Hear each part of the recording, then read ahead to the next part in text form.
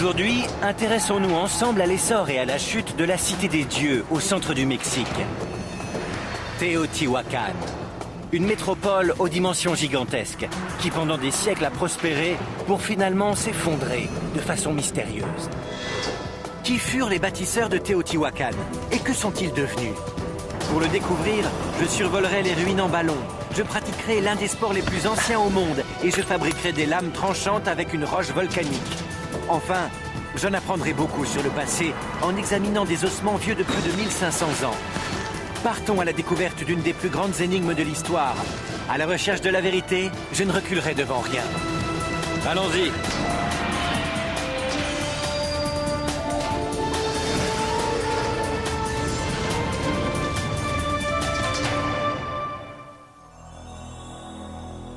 Voici les ruines de Teotihuacan.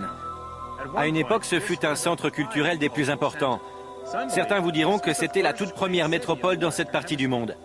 Cependant, après des siècles de prospérité, elle s'est subitement effondrée et ses habitants ne nous ont laissé aucune trace écrite susceptible d'expliquer ce déclin. Mais aujourd'hui, il nous reste leurs ruines, leur art et leurs tombes. Bonjour, je suis Josh Bernstein. Je suis venu ici au centre du Mexique pour comprendre le destin des habitants de cette cité. Alors explorons ces ruines magnifiques.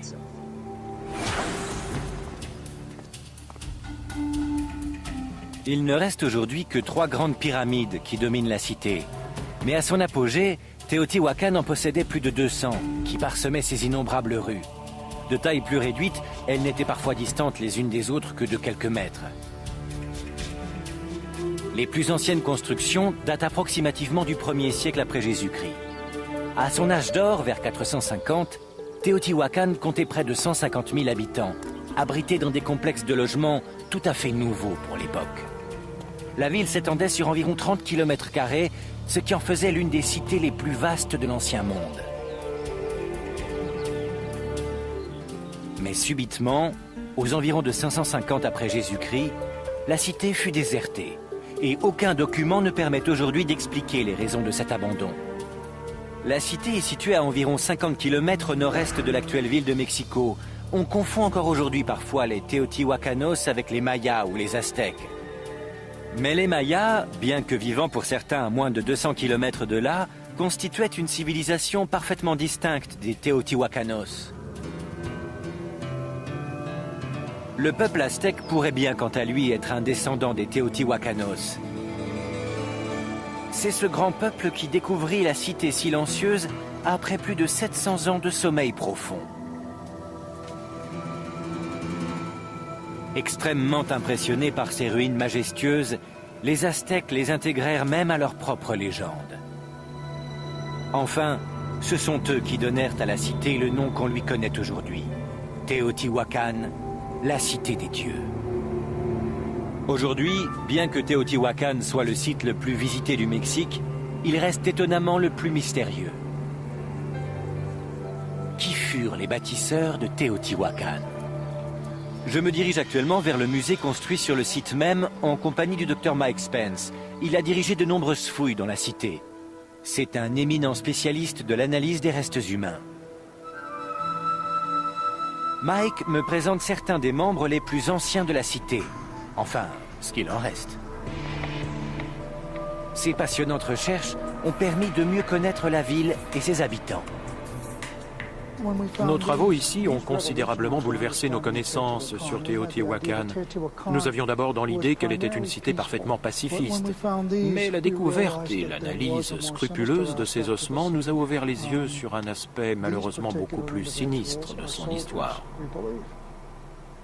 Vous dites que ces hommes étaient des soldats ? Comme vous pouvez le voir, ils portent de larges colliers. Et à ces colliers sont suspendus des répliques de mâchoires humaines. Ce sont des répliques de musée ou bien ils ont vraiment été enterrés avec? Non, ils ont été inhumés avec. Ah, vraiment? Ces répliques symbolisent l'ensemble des hommes qu'ils ont tués à la guerre. Donc chacune de ces mâchoires représente une ou plusieurs personnes tuées? C'est ma conclusion. À en juger par le nombre de répliques, on peut supposer qu'ils étaient des soldats d'élite. Mais une étude beaucoup plus poussée sur d'autres restes humains va nous révéler encore bien davantage sur ces hommes et leur civilisation. Mike me conduit dans une réserve remplie du sol au plafond de boîtes contenant des restes humains découverts sur le site.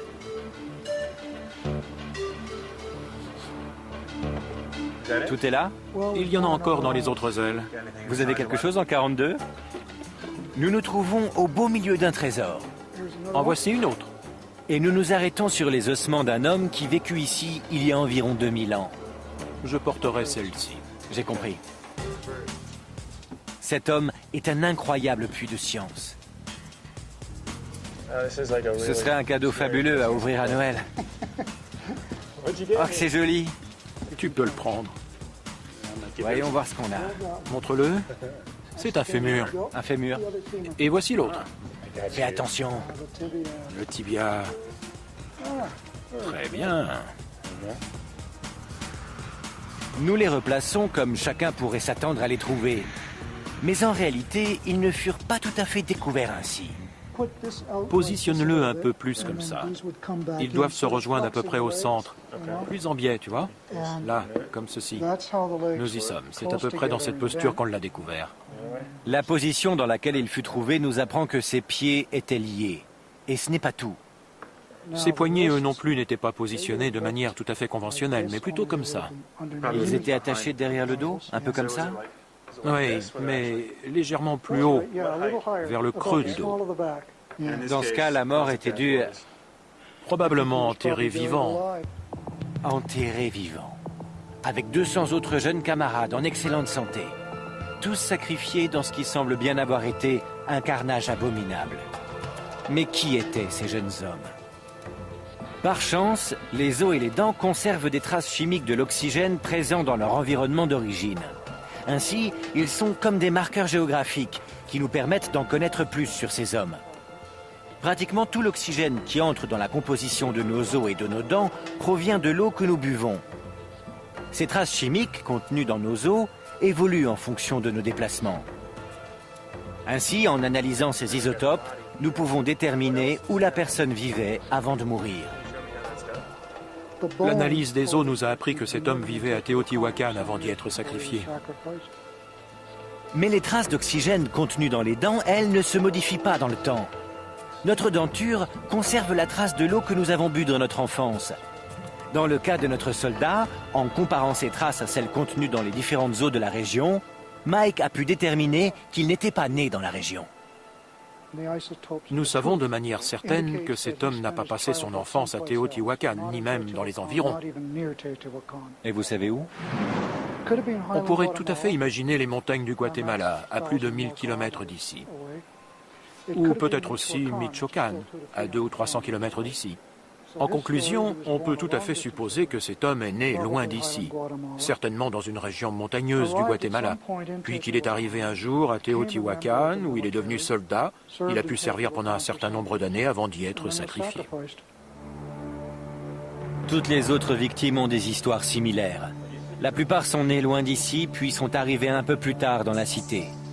Ceci permet de conclure que les dirigeants recrutaient leurs soldats très largement dans la Mésoamérique avant de les sacrifier sur l'autel de l'État.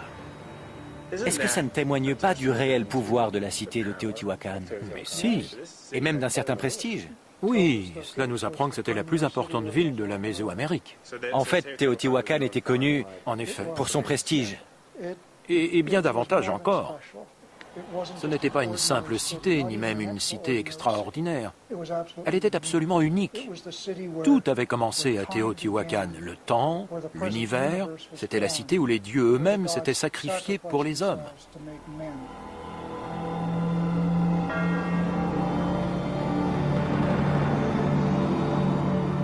Mais ici, on ne demandait pas seulement à ces hommes de risquer leur vie sur le champ de bataille. L'autorité demandait à ses soldats qu'ils se sacrifient aussi en temps de paix. Qui étaient ces dirigeants qui exigeaient cela? Quel pouvoir exerçaient-ils pour que de jeunes hommes se précipitent de partout afin d'offrir leur vie? Je poursuis ma quête pour savoir qui a bâti la cité des dieux. Je sais presque tout des secrets de leurs ossements, et j'ai fait une découverte effrayante, les sacrifices humains. Maintenant, explorons les secrets dissimulés dans les monuments afin d'en savoir plus. Devant l'étendue et la splendeur de Teotihuacan, les archéologues et les scientifiques sont longtemps restés perplexes. L'architecture épique et l'organisation de la cité suggèrent une autorité centrale et puissante. J'ai demandé à Linda Manzanilla, une archéologue de premier ordre, de nous parler de l'organisation de la cité.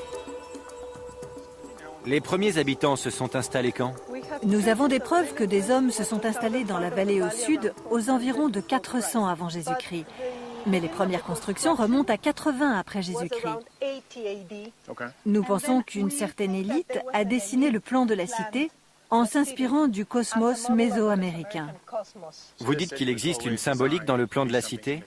Oui, le plan de la ville procède de cette idée du cosmos. Linda m'apprend que l'élite visionnaire qui a conçu le plan de la cité l'a fait dans ses moindres détails. Ainsi, Teotihuacan est aujourd'hui considéré comme l'un des exemples d'urbanisme les plus frappants de l'histoire de l'humanité.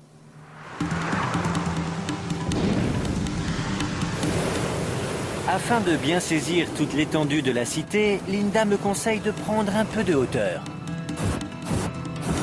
Bien, bien, je crois qu'on est parti.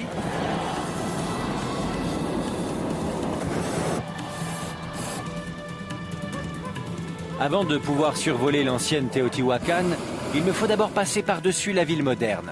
C'est à cause du vent. Le capitaine m'explique que si nous restons près du sol, alors nous irons droit sur les pyramides. Si nous montons, en revanche, alors nous reviendrons sur nos pas. La direction du vent dépend de l'altitude.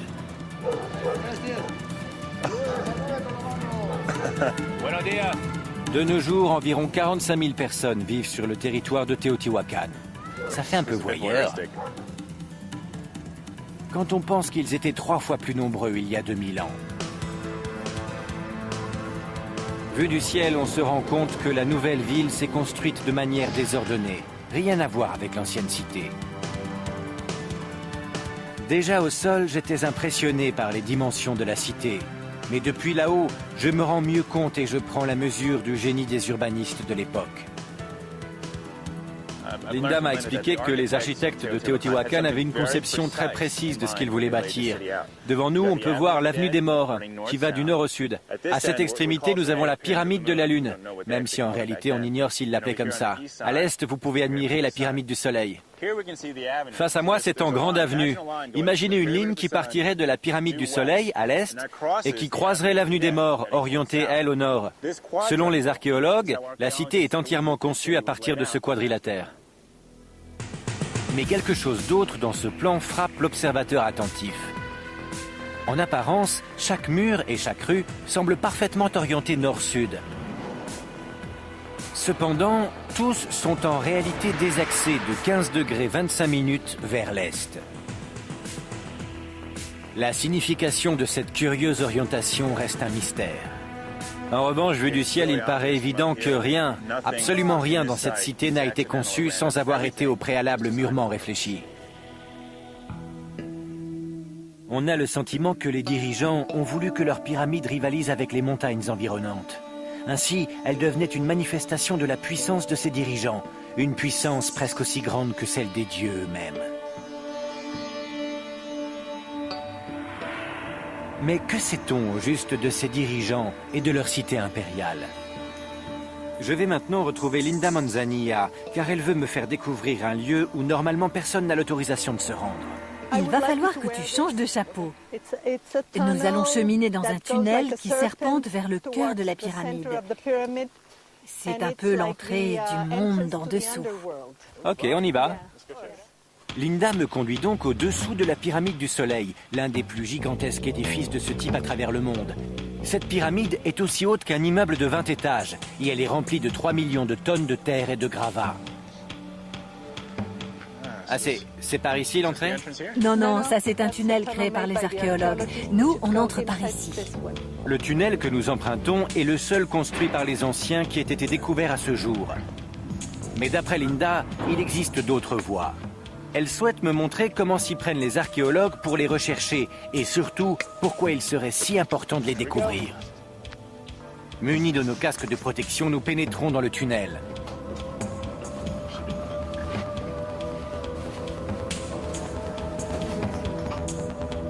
Selon Linda, ce boyau a été percé en remontant les rochers volcaniques qui n'étaient pas naturellement scellés vers la surface.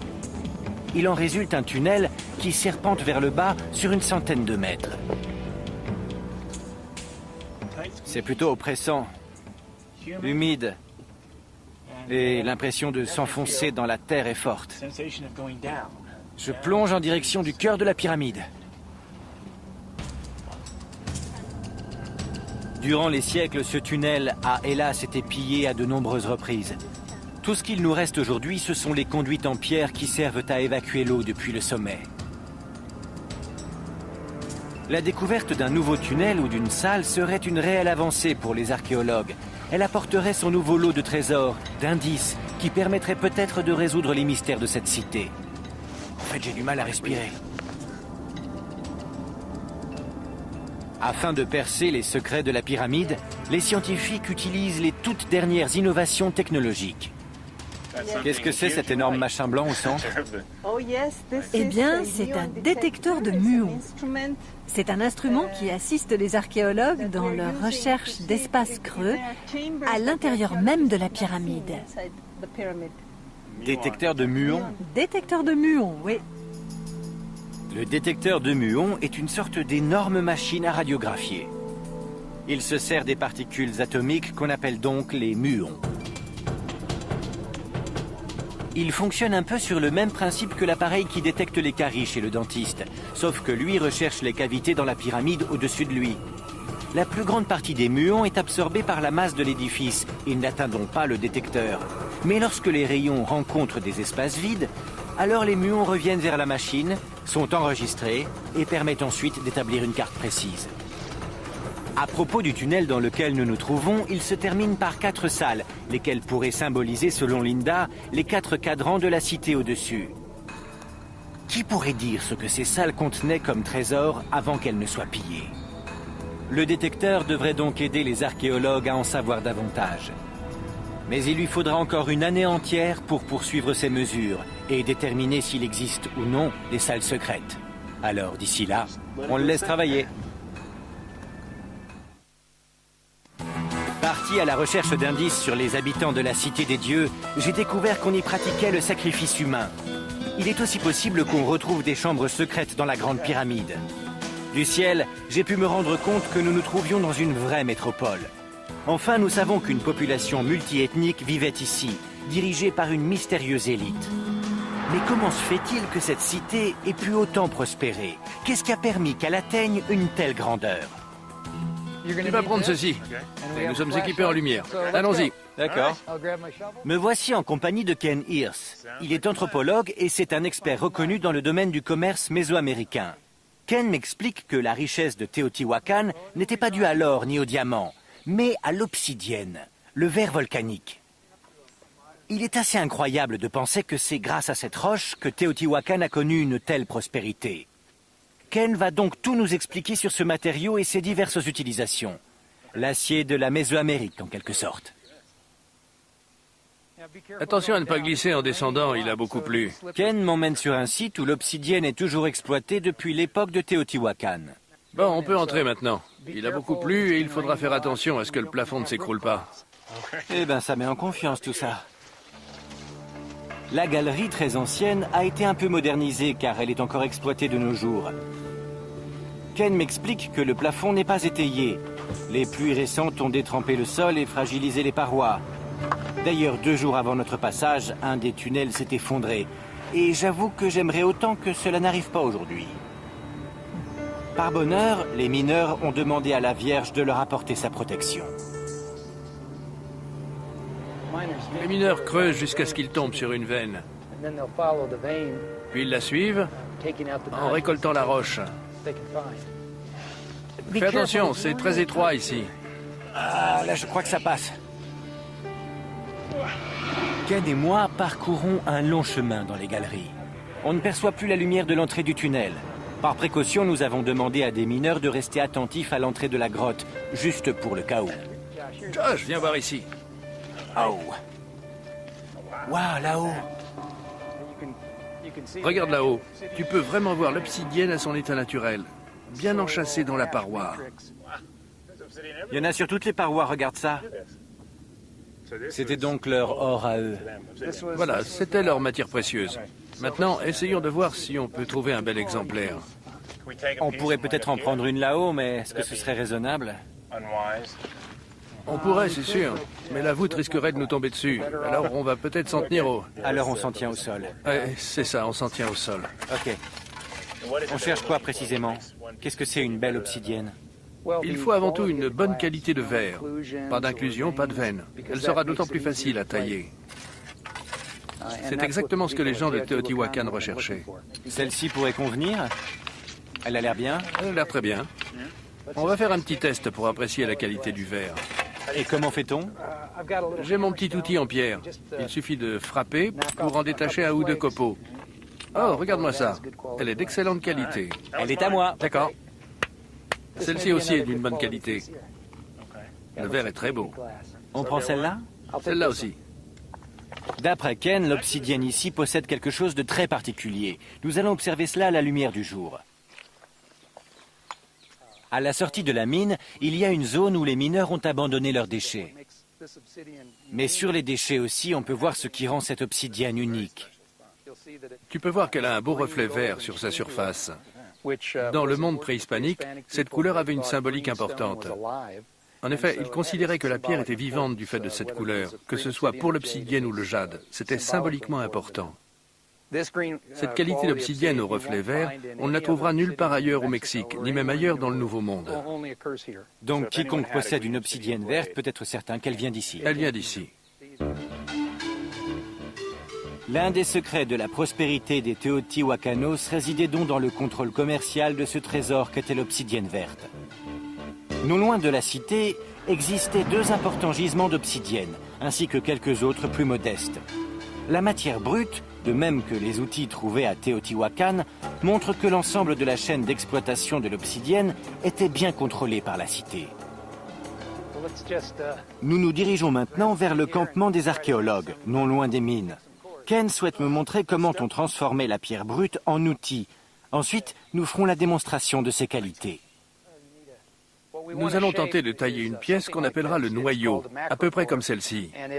Nous retirerons progressivement des copeaux en frappant la pierre. Sur le dessus, on fera en sorte de tailler une plateforme. Ensuite, nous essaierons d'obtenir des faces lisses et parallèles entre elles.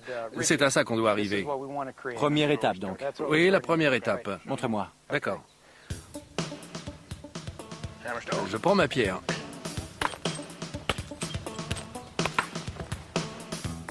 Dur.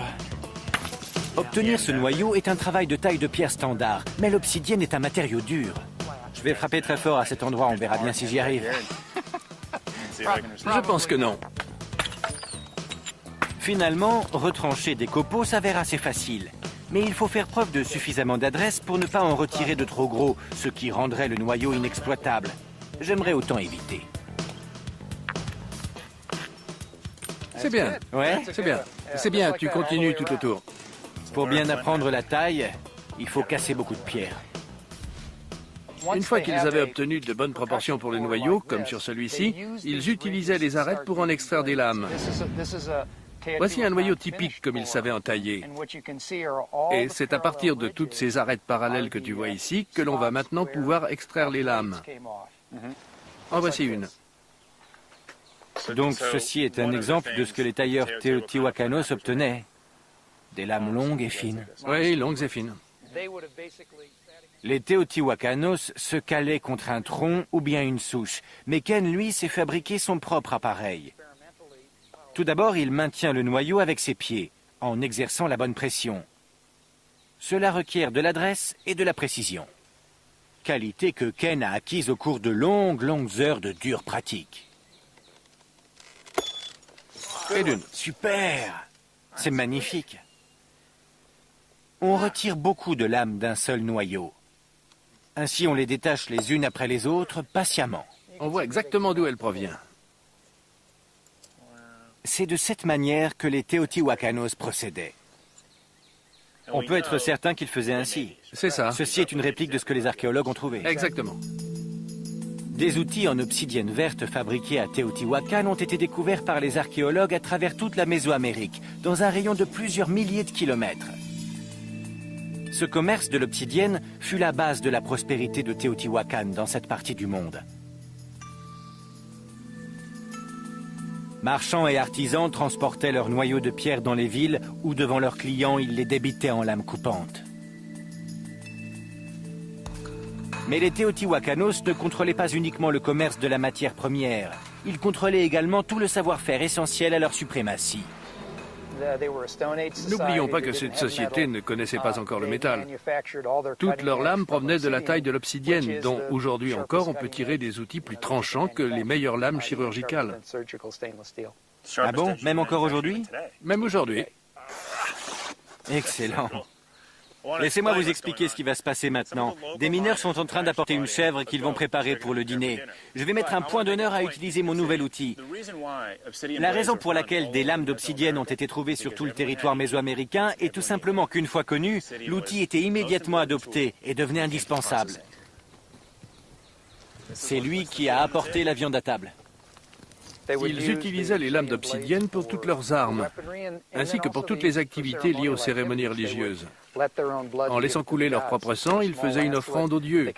Ils se perçaient aussi la langue ou l'oreille avec un fin stylet. Le sang recueilli devenait sacré.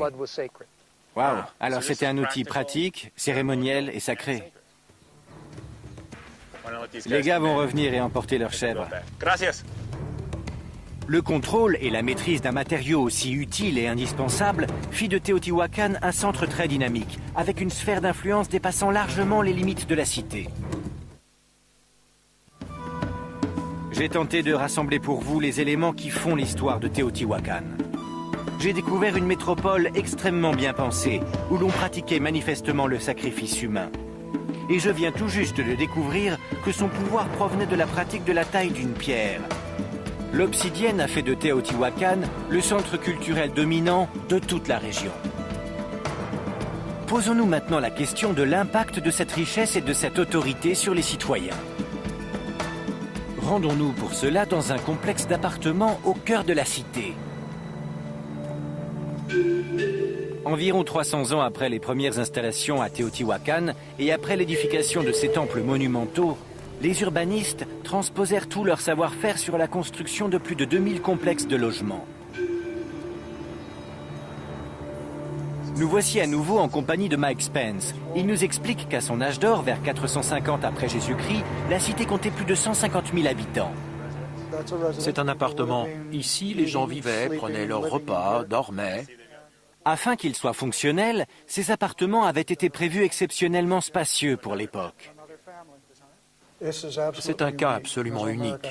La Mésoamérique n'avait jamais connu ça avant et nulle part ailleurs on ne retrouvera quelque chose de semblable.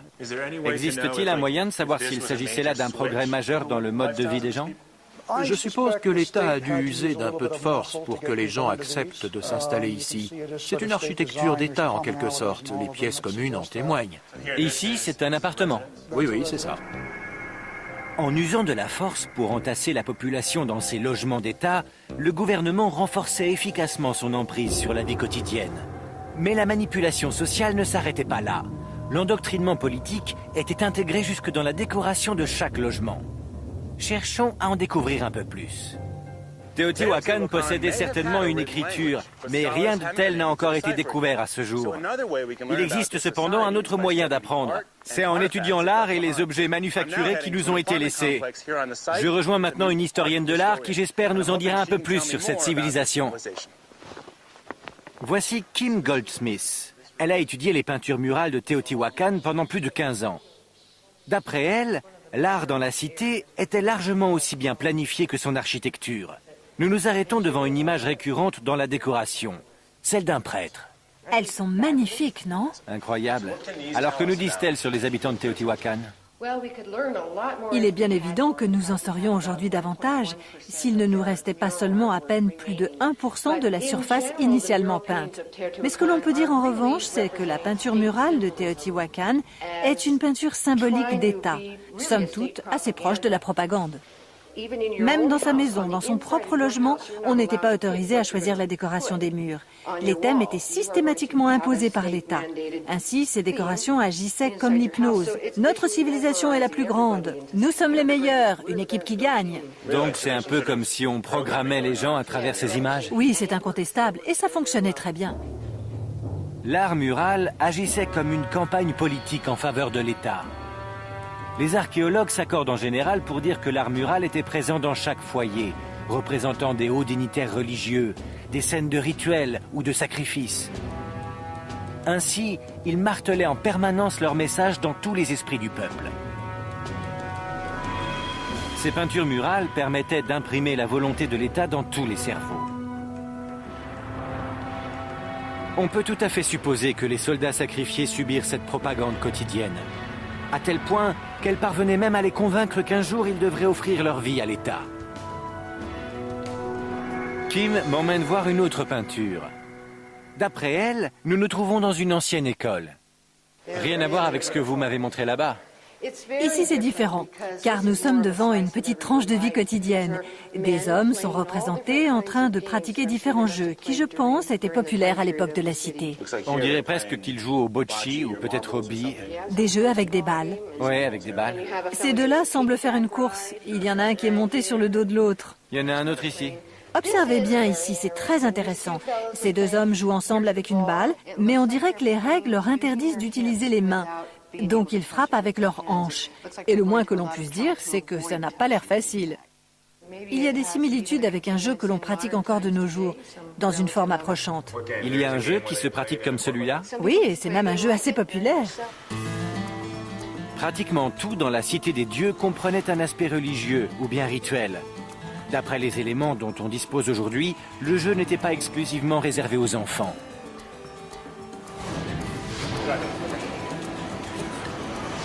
Afin de savoir si ce jeu auquel nous avons pensé peut m'éclairer sur cette culture, je m'envole pour la côte ouest du Mexique, où il est toujours pratiqué aujourd'hui.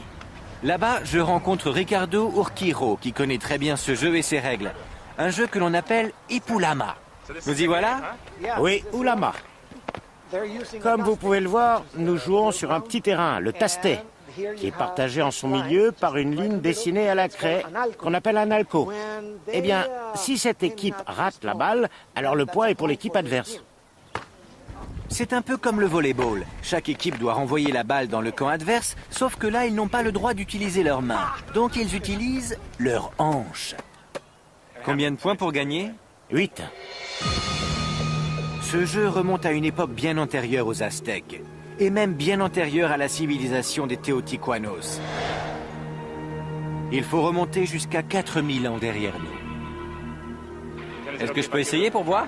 Bien sûr. Tu dois retirer tes chaussures. C'est parti. C'est à moi.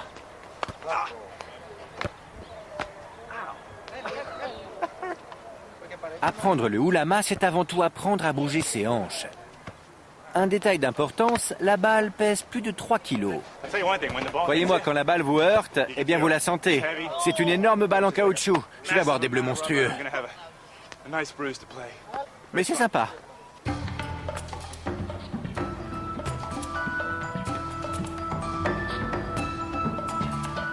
Aujourd'hui, c'est un jeu amusant et qui paraît bien inoffensif.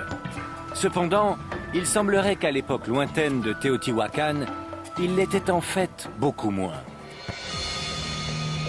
Ce jeu entre deux équipes symbolisait la lutte entre les dieux du ciel d'une part et les esprits du monde d'en dessous d'autre part. La balle, quant à elle, symbolisait le soleil. L'État de Teotihuacan, en transformant un simple jeu physique en un rituel ultra symbolique, a une fois encore trouvé un moyen d'exercer son pouvoir déjà omniprésent sur la vie quotidienne. Ricardo, vous savez si en 2000 ans les règles ont beaucoup évolué? Je crois qu'on peut effectivement le dire, puisqu'à l'époque de Teotihuacan, le vainqueur offrait sa vie aux dieux. Et cela, bien sûr, dans le but d'attirer la fertilité, les bonnes récoltes ou la pluie. Si je comprends bien, celui qui pratiquait ce jeu voulait mourir. Oui, c'est cela. Avec mon regard d'aujourd'hui, j'aurais plutôt pensé qu'on sacrifiait le perdant. Bien sûr. On a gagné, vous mourrez. Mais vous m'expliquez que c'était un honneur pour l'équipe gagnante de pouvoir offrir sa vie aux dieux? Oui, tout à fait. C'est bête, je ne me rappelle plus qui a gagné. En fait, j'ai perdu. Je suis content de rentrer à l'hôtel sans mal. Enfin, presque. Mais j'ai appris quelque chose. À Teotihuacan, la présence de l'autorité était telle que durant des siècles, des hommes durent offrir leur vie en temps de guerre, mais aussi en temps de paix.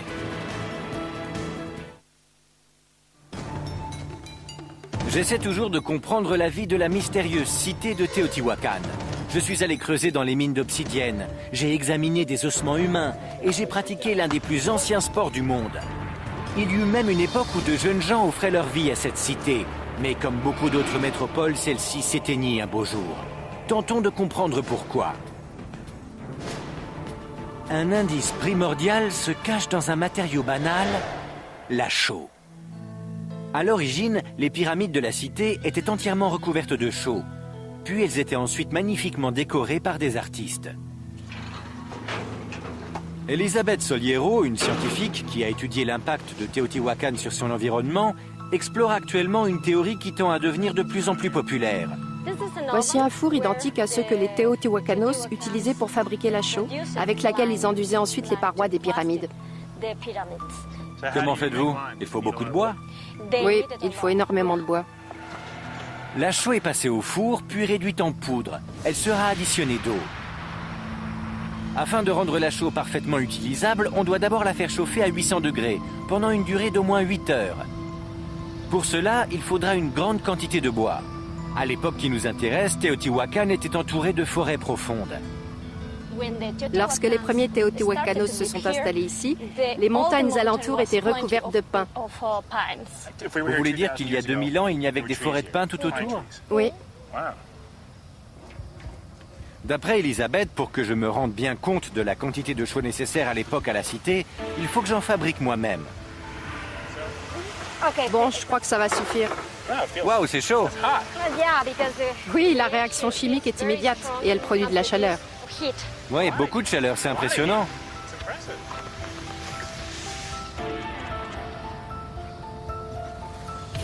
Afin de conserver leur cité en bon état, les Teotihuacanos blanchissaient et reblanchissaient leurs murs en permanence. Pour cela, ils devaient probablement faire fonctionner des fours qu'ils n'éteignaient jamais. On a estimé leur consommation de bois à environ 30 000 tonnes par an, et ce, rien que pour la fabrication de la chaux pour l'ensemble de la cité. Ce qui, en d'autres termes, signifiait la destruction de 1200 hectares de forêt chaque année pendant plusieurs siècles. 1200 hectares qui, chaque année, finissaient sur les parois des maisons et des pyramides. Bien sûr, les forêts environnantes ne se sont jamais remises de ce traitement. La cité non plus d'ailleurs, car l'érosion du sol qui s'ensuivit immanquablement a fait chuter la productivité agricole, laissant place à la crise.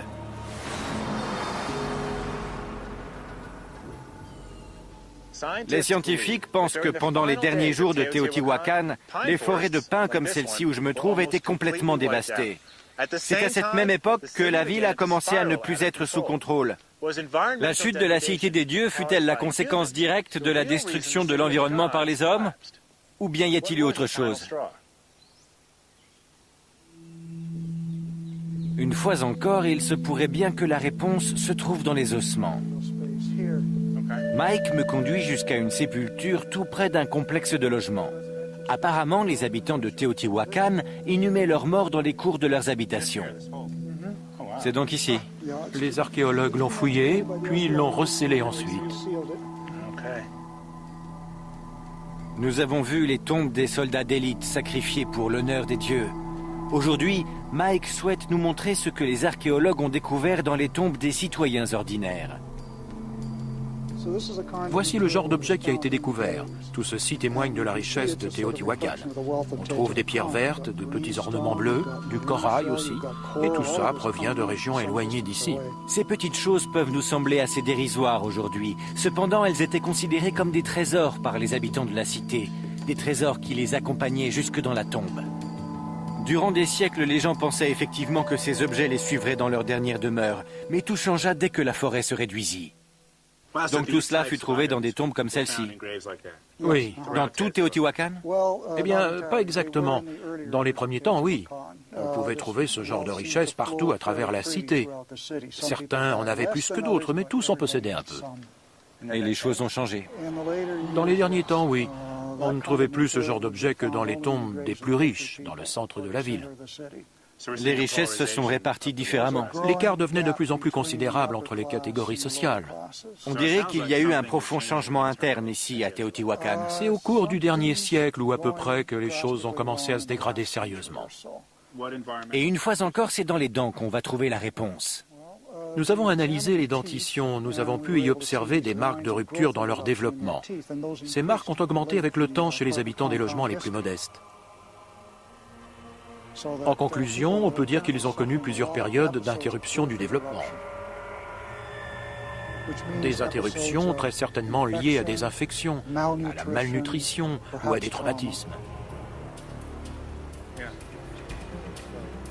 Ainsi, Teotihuacan était devenue trop importante pour assurer sa propre survie. Avec les forêts dévastées, les terres agricoles devenues incapables de nourrir l'importante population urbaine, la cité croulait littéralement sous son propre poids. Mais ses habitants l'ont-elle simplement abandonnée? Ont-ils migré? J'ai demandé l'aide de Linda Manzanilla pour rassembler les pièces manquantes du puzzle. Elle a prouvé que la ville a été volontairement incendiée.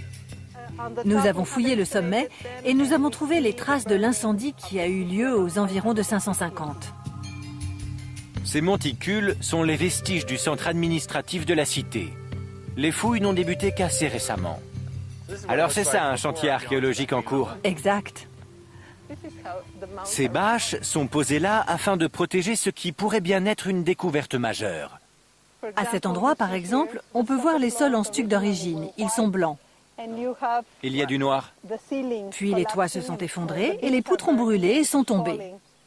C'est ce que vous pouvez lire ici? Oui, Moi, tout ce que je vois, c'est que la couleur a changé. oui.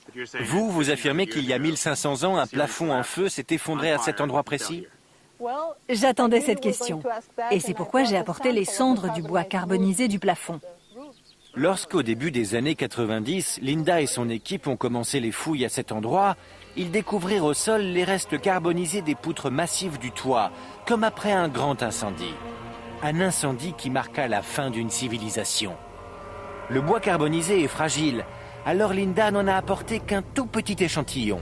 Le reste a été conservé et analysé pour permettre la datation. Nous avons daté la construction, c'est la partie blanche. Puis nous avons daté la chute, c'est la partie noire.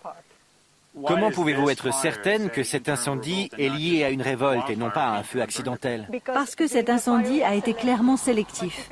Les temples, les édifices où vivaient les autorités, les bâtiments où les décisions étaient prises. Alors qu'un incendie accidentel aurait tout détruit? Absolument tout. Sans distinction. Oui.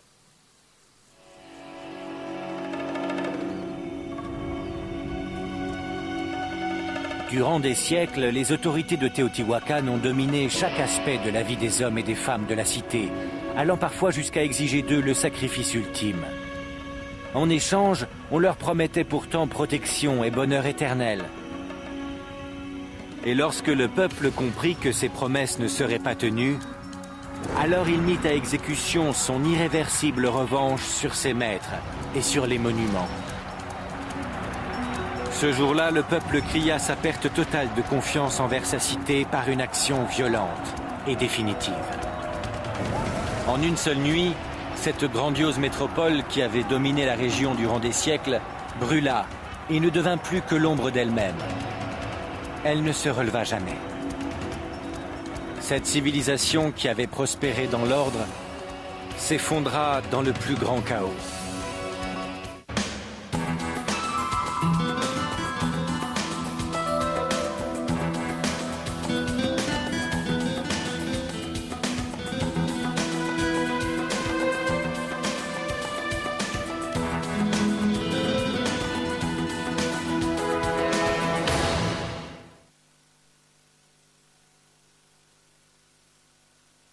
Suivent en récoltant la roche.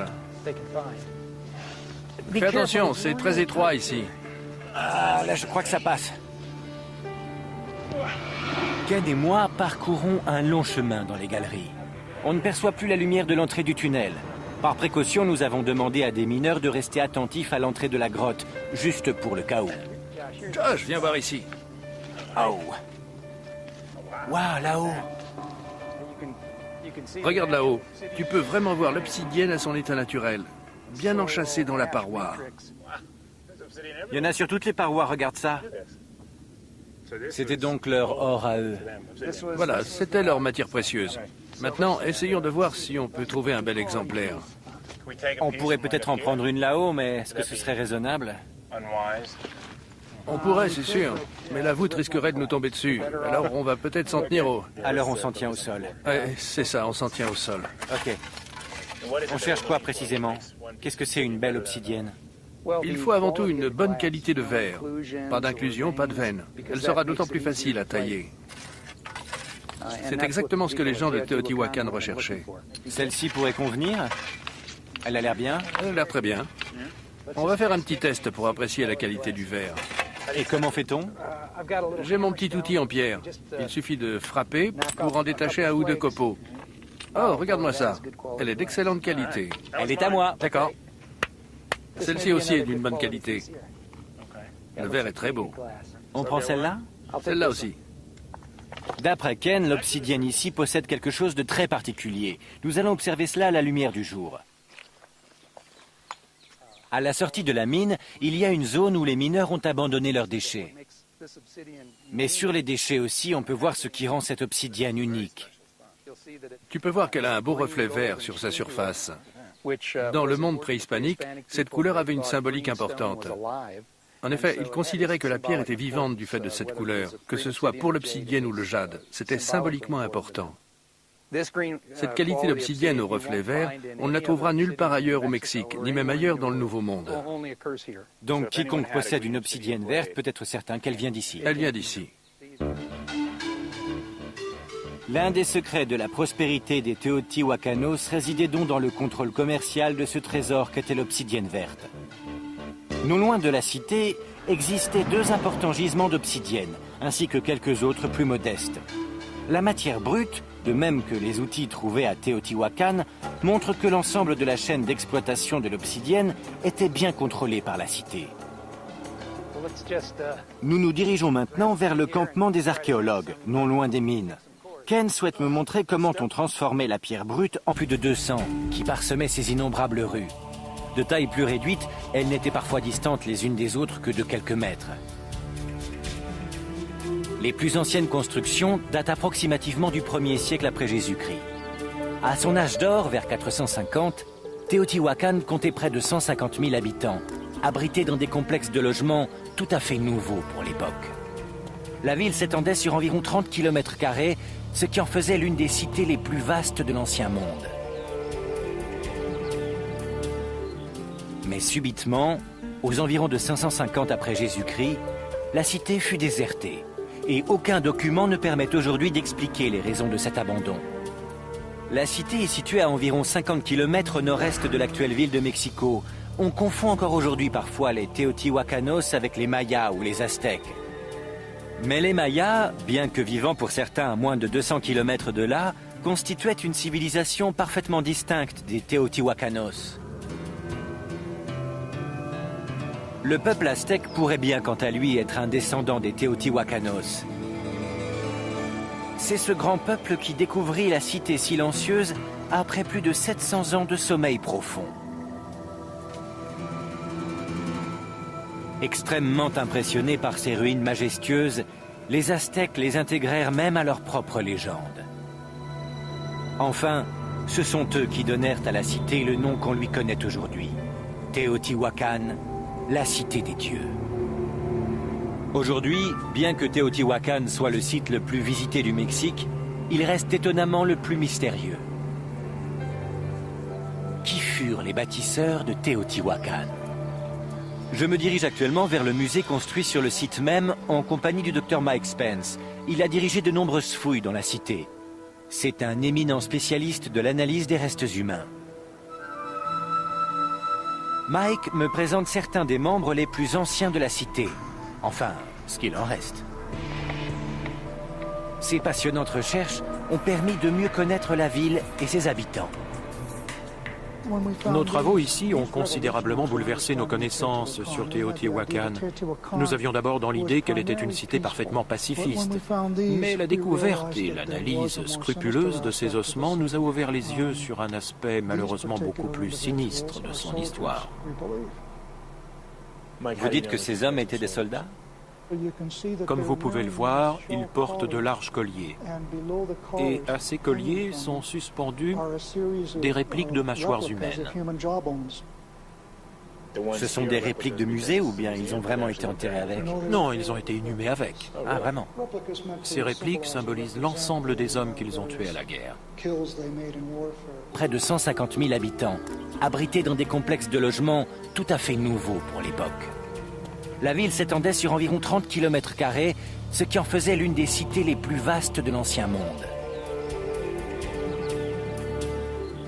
Mais subitement, aux environs de 550 après Jésus-Christ, la cité fut désertée.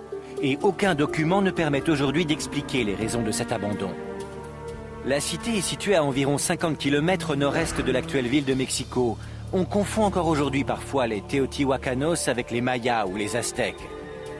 Mais les Mayas, bien que vivant pour certains à moins de 200 km de là, constituaient une civilisation parfaitement distincte des Teotihuacanos. Le peuple aztèque pourrait bien, quant à lui, être un descendant des Teotihuacanos.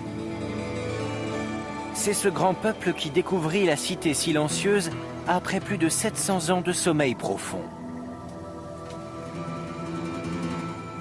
Extrêmement impressionnés par ces ruines majestueuses, les Aztèques les intégrèrent même à leur propre légende. Enfin, ce sont eux qui donnèrent à la cité le nom qu'on lui connaît aujourd'hui. Teotihuacan, la cité des dieux. Aujourd'hui, bien que Teotihuacan soit le site le plus visité du Mexique, il reste étonnamment le plus mystérieux. Qui furent les bâtisseurs de Teotihuacan? Je me dirige actuellement vers le musée construit sur le site même en compagnie du Dr Mike Spence. Il a dirigé de nombreuses fouilles dans la cité. C'est un éminent spécialiste de l'analyse des restes humains. Mike me présente certains des membres les plus anciens de la cité. Enfin, ce qu'il en reste. Ces passionnantes recherches ont permis de mieux connaître la ville et ses habitants. Nos travaux ici ont considérablement bouleversé nos connaissances sur Teotihuacan. Nous avions d'abord dans l'idée qu'elle était une cité parfaitement pacifiste. Mais la découverte et l'analyse scrupuleuse de ces ossements nous a ouvert les yeux sur un aspect malheureusement beaucoup plus sinistre de son histoire.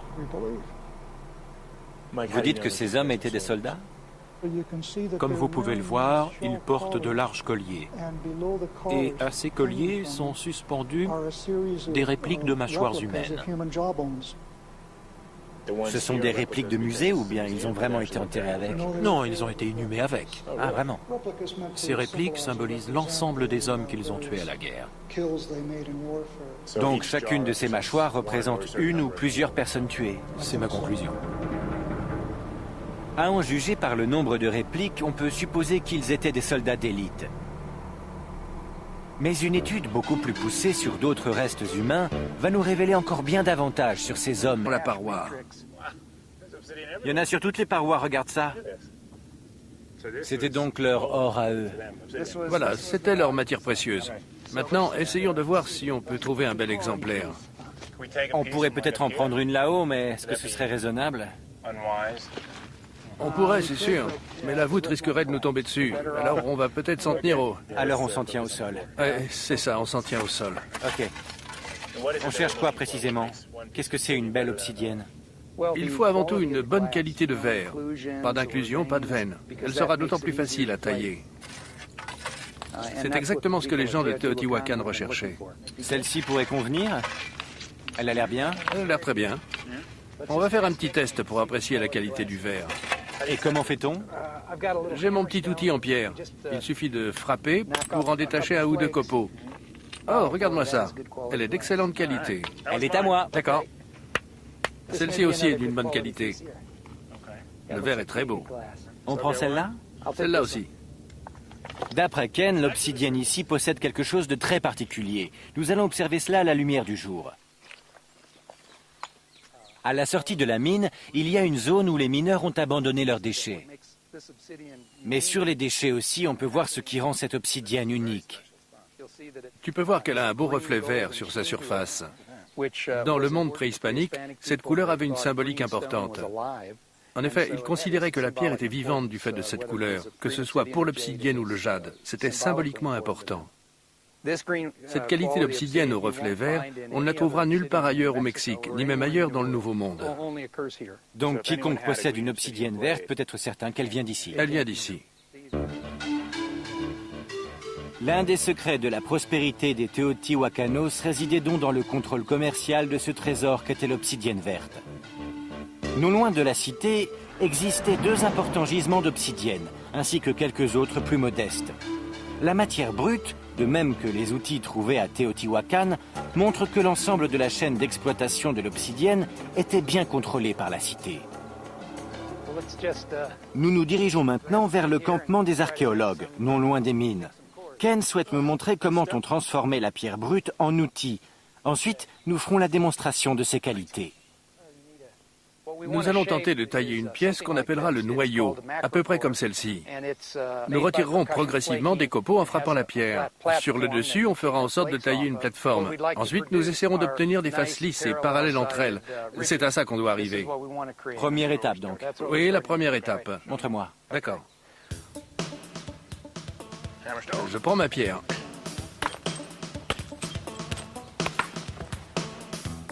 Dur.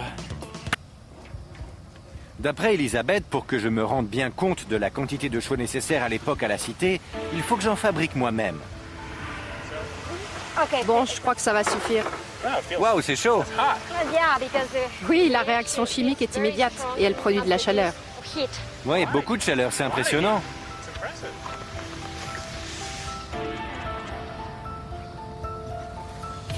Afin de conserver leur cité en bon état, les Teotihuacanos blanchissaient et reblanchissaient leurs murs en permanence. Pour cela, ils devaient probablement faire fonctionner des fours qu'ils n'éteignaient jamais. On a estimé leur consommation de bois à environ 30 000 tonnes par an, et ce, rien que pour la fabrication de la chaux pour l'ensemble de la cité. Ce qui, en d'autres termes, signifiait la destruction de 1200 hectares de forêt chaque année pendant plusieurs siècles. 1200 hectares qui, chaque année, finissaient sur les parois des maisons et des pyramides. Bien sûr, les forêts environnantes ne se sont jamais remises de ce traitement. La cité non plus d'ailleurs, car l'érosion du sol qui s'ensuivit immanquablement a fait chuter la productivité agricole, laissant place à la crise.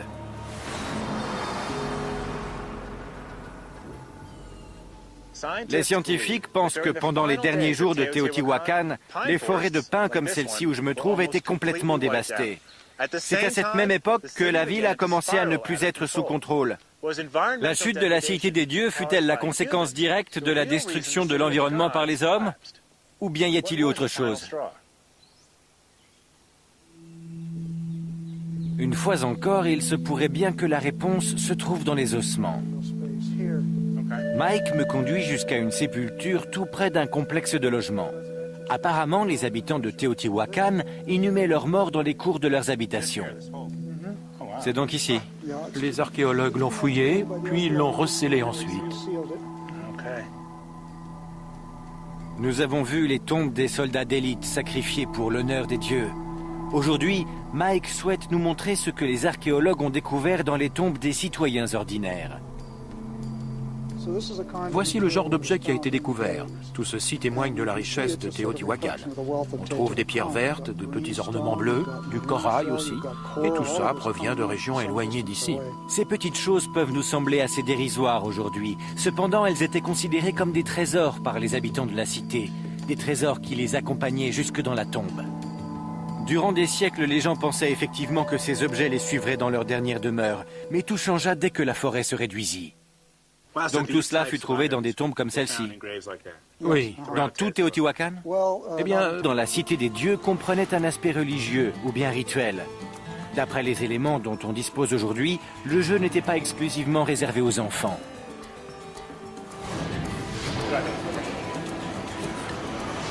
Afin de savoir si ce jeu auquel nous avons pensé peut m'éclairer sur cette culture, je m'envole pour la côte ouest du Mexique, où il est toujours pratiqué aujourd'hui. Là-bas, je rencontre Ricardo Urquijo, qui connaît très bien ce jeu et ses règles. Un jeu que l'on appelle Ipulama. Vous y voilà? Oui, Ulama. Comme vous pouvez le voir, nous jouons sur un petit terrain, le tastet, qui est partagé en son milieu par une ligne dessinée à la craie, qu'on appelle un alco. Eh bien, si cette équipe rate la balle, alors le point est pour l'équipe adverse. C'est un peu comme le volleyball. Chaque équipe doit renvoyer la balle dans le camp adverse, sauf que là, ils n'ont pas le droit d'utiliser leurs mains. Donc, ils utilisent leurs hanches. Combien de points pour gagner? 8. Ce jeu remonte à une époque bien antérieure aux Aztèques, et même bien antérieure à la civilisation des Teotihuacanos. Il faut remonter jusqu'à 4000 ans derrière nous. Est-ce que je peux essayer pour voir? Bien sûr. Tu dois retirer tes chaussures. C'est parti. C'est à moi.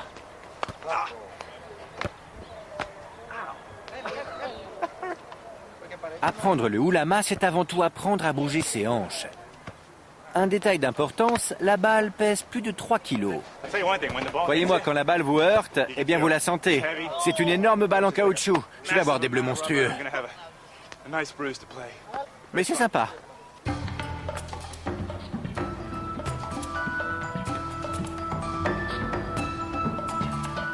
Aujourd'hui, c'est un jeu amusant et qui paraît bien inoffensif. Cependant, il semblerait qu'à l'époque lointaine de Teotihuacan, il l'était en fait beaucoup moins. Ce jeu entre deux équipes symbolisait la lutte entre les dieux du ciel d'une part et les esprits du monde d'en dessous d'autre part. La balle, quant à elle, symbolisait le soleil. L'État de Teotihuacan, en transformant un simple jeu physique en un rituel ultra symbolique, a une fois encore trouvé un moyen d'exercer son pouvoir déjà omniprésent sur la vie quotidienne. Ricardo, vous savez si en 2000 ans les règles ont beaucoup évolué? Je crois qu'on peut effectivement le dire, puisqu'à l'époque de Teotihuacan, le vainqueur offrait sa vie aux dieux. Et cela, bien sûr, dans le but d'attirer la fertilité, les bonnes récoltes ou la pluie. Si je comprends bien, celui qui pratiquait ce jeu voulait mourir. Oui, c'est cela. Avec mon regard d'aujourd'hui, j'aurais plutôt pensé qu'on sacrifiait le perdant. Bien sûr. Attention à ne pas glisser en descendant, il a beaucoup plu. Ken m'emmène sur un site où l'obsidienne est toujours exploitée depuis l'époque de Teotihuacan. Bon, on peut entrer maintenant. Il a beaucoup plu et il faudra faire attention à ce que le plafond ne s'écroule pas. Eh ben, ça met en confiance tout ça. La galerie, très ancienne, a été un peu modernisée car elle est encore exploitée de nos jours. Ken m'explique que le plafond n'est pas étayé. Les pluies récentes ont détrempé le sol et fragilisé les parois. D'ailleurs, 2 jours avant notre passage, un des tunnels s'est effondré. Et j'avoue que j'aimerais autant que cela n'arrive pas aujourd'hui. Par bonheur, les mineurs ont demandé à la Vierge de leur apporter sa protection. Les mineurs creusent jusqu'à ce qu'ils tombent sur une veine. Puis ils la suivent en récoltant la roche. Fais attention, c'est très étroit ici. Ah, là, je crois que ça passe. Ken et moi parcourons un long chemin dans les galeries. On ne perçoit plus la lumière de l'entrée du tunnel. Par précaution, nous avons demandé à des mineurs de rester attentifs à l'entrée de la grotte, juste pour le cas où. Josh, viens voir ici. Oh. Waouh, là-haut. Regarde là-haut. Tu peux vraiment voir l'obsidienne à son état naturel, bien enchâssée dans la paroi.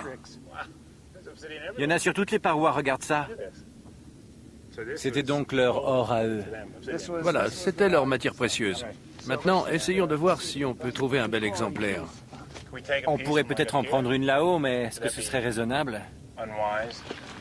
On pourrait, c'est sûr, mais la voûte risquerait de nous tomber dessus. Alors on va peut-être s'en tenir au... Alors on s'en tient au sol. Ouais, c'est ça, on s'en tient au sol. Ok. On cherche quoi précisément? Qu'est-ce que c'est une belle obsidienne? Il faut avant tout une bonne qualité de verre. Pas d'inclusion, pas de veine. Elle sera d'autant plus facile à tailler. C'est exactement ce que les gens de Teotihuacan recherchaient. Celle-ci pourrait convenir? Elle a l'air bien? Elle a l'air très bien. On va faire un petit test pour apprécier la qualité du verre. Et comment fait-on? J'ai mon petit outil en pierre. Il suffit de frapper pour en détacher un ou deux copeaux. Oh, regarde-moi ça. Elle est d'excellente qualité. Elle est à moi. D'accord. Celle-ci aussi est d'une bonne qualité. Le verre est très beau. On prend celle-là? Celle-là aussi. D'après Ken, l'obsidienne ici possède quelque chose de très particulier. Nous allons observer cela à la lumière du jour. À la sortie de la mine, il y a une zone où les mineurs ont abandonné leurs déchets. Mais sur les déchets aussi, on peut voir ce qui rend cette obsidienne unique. Tu peux voir qu'elle a un beau reflet vert sur sa surface. Dans le monde préhispanique, cette couleur avait une symbolique importante. En effet, ils considéraient que la pierre était vivante du fait de cette couleur, que ce soit pour l'obsidienne ou le Je jaune. n'étais pas autorisé à choisir la décoration des murs. Les thèmes étaient systématiquement imposés par l'État. Ainsi, ces décorations agissaient comme l'hypnose. Notre civilisation est la plus grande. Nous sommes les meilleurs. Une équipe qui gagne. Donc c'est un peu comme si on programmait les gens à travers ces images. Oui, c'est incontestable. Et ça fonctionnait très bien. L'art mural agissait comme une campagne politique en faveur de l'État. Les archéologues s'accordent en général pour dire que l'art mural était présent dans chaque foyer, représentant des hauts dignitaires religieux, des scènes de rituels ou de sacrifices. Ainsi, ils martelaient en permanence leur message dans tous les esprits du peuple. Ces peintures murales permettaient d'imprimer la volonté de l'État dans tous les cerveaux.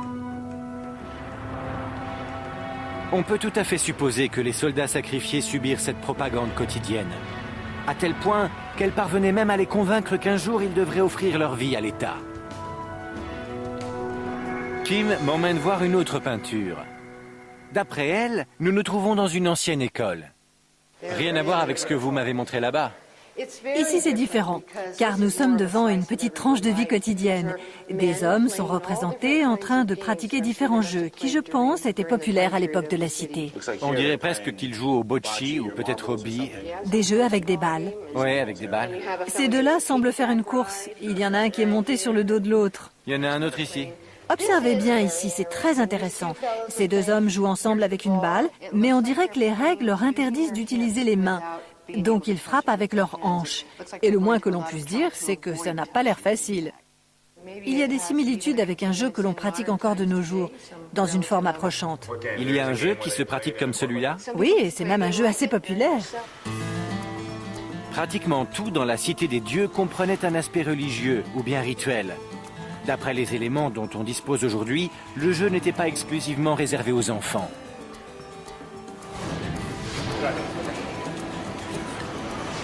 Afin de savoir si ce jeu auquel nous avons pensé peut m'éclairer sur cette culture, je m'envole pour la côte ouest du Mexique, où il est toujours pratiqué aujourd'hui. Là-bas, je rencontre Ricardo Urquijo, qui connaît très bien ce jeu et ses règles. Un jeu que l'on appelle Ipulama. Nous y voilà? Oui, Ulama. Comme vous pouvez le voir, nous jouons sur un petit terrain, le tasté, qui est partagé en son milieu par une ligne dessinée à la craie qu'on appelle un alco. Eh bien, si cette équipe rate la balle, alors le point est pour l'équipe adverse. C'est un peu comme le volleyball. Chaque équipe doit renvoyer la balle dans le camp adverse, sauf que là, ils n'ont pas le droit d'utiliser leurs mains. Donc, ils utilisent leurs hanches. Combien de points pour gagner? 8. Ce jeu remonte à une époque bien antérieure aux Aztèques. Et même bien antérieure à la... Je ne me rappelle plus qui a gagné. En fait, j'ai perdu. Je suis content de rentrer à l'hôtel sans mal. Enfin, presque. Mais j'ai appris quelque chose. À Teotihuacan, la présence de l'autorité était telle que durant des siècles, des hommes durent offrir leur vie en temps de guerre, mais aussi en temps de paix.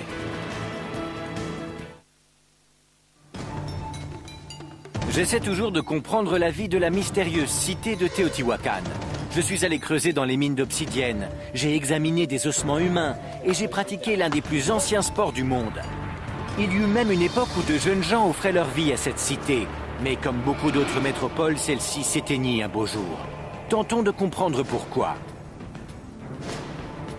Un indice primordial se cache dans un matériau banal, la chaux. À l'origine, les pyramides de la cité étaient entièrement recouvertes de chaux. Puis elles étaient ensuite magnifiquement décorées par des artistes.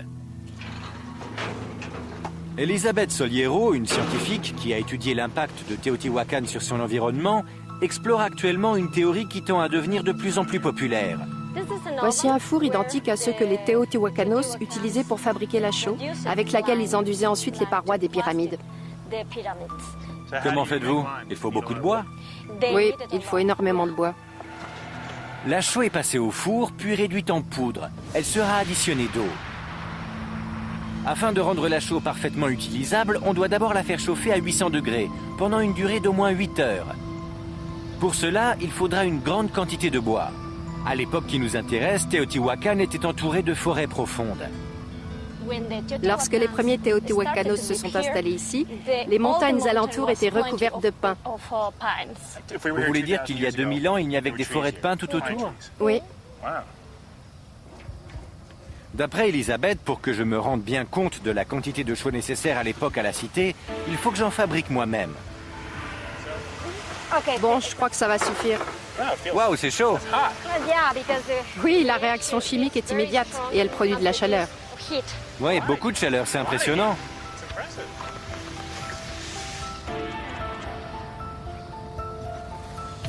Afin de conserver leur cité en bon état, les Teotihuacanos blanchissaient et reblanchissaient leurs murs en permanence. Pour cela, ils devaient probablement faire fonctionner des fours qu'ils n'éteignaient jamais. On a estimé leur consommation de bois à environ 30 000 tonnes par an, et ce, rien que pour la fabrication de la chaux pour l'ensemble de la cité. Ce qui, en d'autres termes, signifiait la destruction de 1200 hectares de forêt chaque année pendant plusieurs siècles. Une en témoigne. Ici, c'est un appartement. Oui, oui, c'est ça. En usant de la force pour entasser la population dans ces logements d'État, le gouvernement renforçait efficacement son emprise sur la vie quotidienne. Mais la manipulation sociale ne s'arrêtait pas là. L'endoctrinement politique était intégré jusque dans la décoration de chaque logement. Cherchons à en découvrir un peu plus. Teotihuacan possédait certainement une écriture, mais rien de tel n'a encore été découvert à ce jour. Il existe cependant un autre moyen d'apprendre. C'est en étudiant l'art et les objets manufacturés qui nous ont été laissés. Je rejoins maintenant une historienne de l'art qui, j'espère, nous en dira un peu plus sur cette civilisation. Voici Kim Goldsmith. Elle a étudié les peintures murales de Teotihuacan pendant plus de 15 ans. D'après elle, l'art dans la cité était largement aussi bien planifié que son architecture. Nous nous arrêtons devant une image récurrente dans la décoration, celle d'un prêtre. Elles sont magnifiques, non? Incroyable. Alors que nous disent-elles sur les habitants de Teotihuacan? Il est bien évident que nous en saurions aujourd'hui davantage s'il ne nous restait pas seulement à peine plus de 1% de la surface initialement peinte. Mais ce que l'on peut dire en revanche, c'est que la peinture murale de Teotihuacan est une peinture symbolique d'État, somme toute assez proche de la propagande. Même dans sa maison, dans son propre logement, on n'était pas autorisé à choisir la décoration des murs. Les thèmes étaient systématiquement imposés par l'État. Ainsi, ces décorations agissaient comme l'hypnose. Notre civilisation est la plus grande. Nous sommes les meilleurs, une équipe qui gagne. Donc c'est un peu comme si on programmait les gens à travers ces images? Oui, c'est incontestable, et ça fonctionnait très bien. L'art mural agissait comme une campagne politique en faveur de l'État. Les archéologues s'accordent en général pour dire que l'art mural était présent dans chaque foyer, représentant des hauts dignitaires religieux, des scènes de rituels ou de sacrifices. Ainsi, ils martelaient en permanence leur message dans tous les esprits du peuple. Ces peintures murales permettaient d'imprimer la volonté de l'État dans tous les cerveaux. On peut tout à fait supposer que les soldats sacrifiés subirent cette propagande quotidienne, à tel point qu'elle parvenait même à les convaincre qu'un jour ils devraient offrir leur vie à l'État. Kim m'emmène voir une autre peinture. D'après elle, nous nous trouvons dans une ancienne école. Rien à voir avec ce que vous m'avez montré là-bas. Ici, c'est différent, car nous sommes devant une petite tranche de vie quotidienne. Des hommes sont représentés en train de pratiquer différents jeux qui, je pense, étaient populaires à l'époque de la cité. On dirait presque qu'ils jouent au bocce ou peut-être au billes. Des jeux avec des balles. Oui, avec des balles. Ces deux-là semblent faire une course. Il y en a un qui est monté sur le dos de l'autre. Il y en a un autre ici. Observez bien ici, c'est très intéressant. Ces deux hommes jouent ensemble avec une balle, mais on dirait que les règles leur interdisent d'utiliser